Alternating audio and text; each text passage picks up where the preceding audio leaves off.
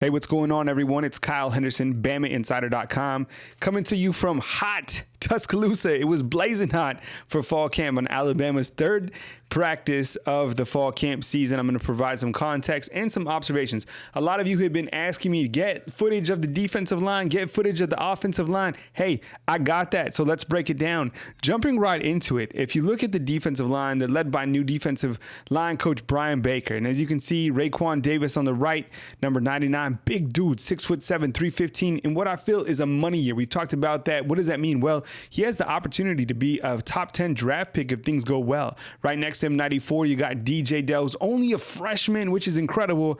And right here, you got Fedarian Mathis, who I think is going to get some time. You know, he's been looking at defensive tackle. He's even looked at the number 2 defensive end for this team. So let's keep track of him. Number 92, as you can see, that's Justin Ebogbe, who's looked really good.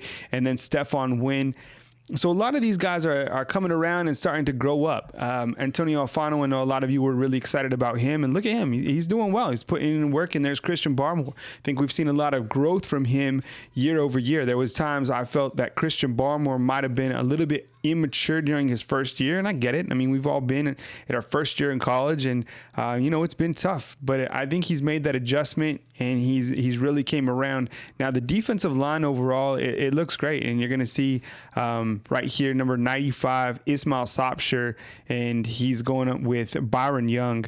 And didn't see Braylon Ingram today. I'll check on that on Tuesday, and we didn't see him. But Ismail Upshur looked a little out of shape. I mean, he was a summer enrollee, and it looks like the weather might have got the best of him. Here you go. You got the number ones again. That's Raekwon Davis and DJ Zell, and as you can see, both those guys look like they're really dialed in, really focused, and just moving incredibly well. And I think that Justin Mbogbe is probably another guy that you really want to keep tabs on, and a guy that can make a splash this season. Stephon Wynn, redshirted last year, and I think that he has the athleticism. I mean, look at all these guys really have the athleticism to play. Antonio Alfano has been repping with the 2s, and he's a guy that I'm really curious to see what he can do this coming year for the Crimson Tide, because I think he has something special in him. I think he came with a chip on his shoulder, being a 5-star, that he wanted to really prove that he was more than a 5-star. And here's Byron Young on the left side of Ismail Upshur, number 47. I think both those guys going to take them some time to get with it, to really, deal with this Tuscaloosa heat, so to speak, because it's, these guys are, making a big jump from high school now playing with the big boys. But I think, as you can see, they got the size. It's just going to take them a little bit of time to get acclimated to that Tuscaloosa humidity. You guys wanted to talk about the offensive line as well. Well, I got tons of footage from the offensive line, as you saw today, and I wanted to talk about some guys from the offensive line, and you'll start off right here with seeing new offensive line coach Kyle Flood, and this is Tommy Brown, number 75, big kid, 6'7", someone who I think could really do a great job at tackle moving forward. You got Amari Kite, he played with Talia, and I think we're going to see a lot of development from those two guys moving forward. And we also got a chance to see Landon Dickerson, who's the grad transfer from Florida State. I was really surprised with him. You're going to see him here in the video pretty soon. He's number 69, and I really like the way he moves. Saban said during Saban's first press conference of the 2019 season that he's not quite sure if he's a guard, if he's a tackle, but he's someone that can, really contribute to this team because he's big and nasty. He's played against good competition. Here's Kyle Flood looking at on the right side. That's Matt Womack, number 77. And Matt Womack looks like he could be that right guard this year for the Crimson Tide. He's got a lot of experience. He's a now senior. He's been a little bit injury plagued, but I think that Matt Womack could be a guy who really provides some great senior leadership for this program. And check out this guy right here, number 65. This is Deonte Brown. They refer to him as Cornbread.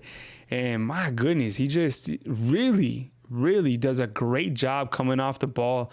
6'4", 345 pounds. And I think he's going to be a guy who really makes this running game go. Now, you have to remember that Deonte Brown is out the first 4 games of the season following with a suspension right before the national championship game. And there's Landon Dickerson. As you can see, Landon Dickerson, big boy, and it looks like he wears that 300 pounds very well. There's Matt Womack again, and I really like this offensive line and the way that, it's starting to come together. It's only day 3. Things are going to change. Here's Deonte Brown again. So you see that? You see that push? That's Jedrick Wills, number 74. I mean, I just think Deonte Brown is going to play an instrumental role later on down the season if he can keep his head on straight. Here's Landon Dickerson once again. I think he's got a great push. I mean, talking about adding quality depth to the offensive line. I mean, because you got your bookends. You got Alex Leatherwood, you got Jedrick Wills right there, number 74. But that interior is going to play a pivotal role, especially with Steve Sarkisian and the play action pass and developing that run game and getting Najee the football. And speaking of a monster, look at that, number 73, Evan Neal, true freshman, 6'7", 360 pounds. And he moves well. I'm telling you, I didn't get a lot of footage of him today, but I will have more footage of him going forward. Saw him in the springtime. He moves extremely well, very athletic, and I think he's battling at guard with Emil Ekiyor. Right now, Emil Ekiyor is the first team left guard, but I have a feeling Evan Neal is going to push them as they go forward. If you go back to that clip, look how big Neal is compared to Jedrick Wills, and Jedrick Wills is a monster. He's 6'5", 316. He looks small compared to Evan Neal on the right. I just think he's a monster, and he moves well, and he seems to be picking up the offense really, really well. And I think he's going to be someone who we all talk about, not only in the local market, but I think in the national market. And Evan Neal probably has future NFL talent written all over him. Same with Jedrick Wills. Same with a lot of these guys.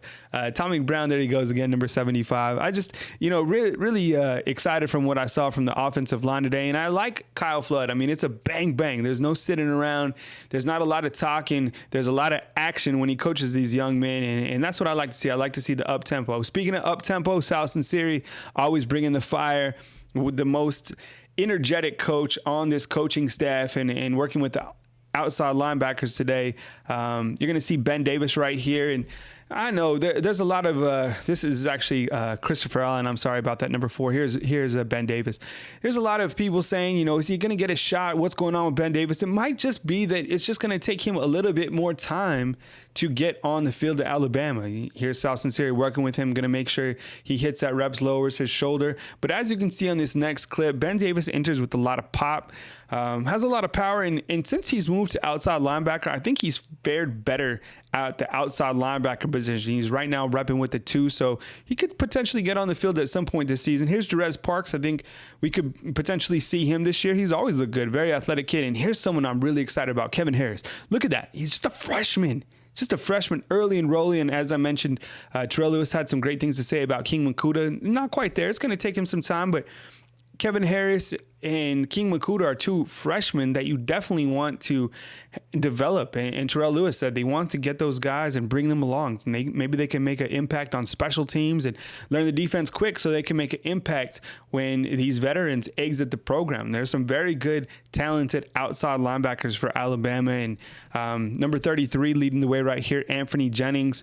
Talk about the alpha male on defense. He's your guy. And then following him, Terrell Lewis, who told us he's 100%. And, he looks just incredible this fall camp. And here's another guy who had an ACL injury, that's Christopher Allen. He looks very good as well. So having those guys and having the depth for this year's outside linebacking core is going to be instrumental for that pass rush. And I just wanted to jump on again. I'm really excited to talk about Alabama football with you guys. So I appreciate you guys subscribing to our YouTube channel, but it would mean even more if you gave us your business on BamaInsider.com.